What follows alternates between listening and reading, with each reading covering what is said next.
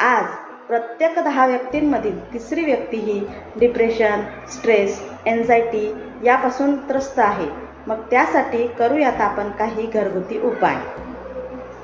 हा ब्लू चहा पिलात तर शरीरात काय बदल होतील माहीत आहे का?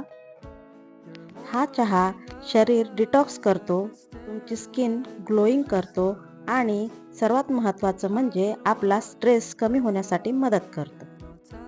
हा चहा जर आपण रोज 1 कपभर पिला तर आपलं माइंड आणि बॉडी हे दोन्हीही फ्रेश राहतात आणि आपला जो स्ट्रेस लेवल आहे तो कमी होण्यासाठी हा चहा मदत करत असतो.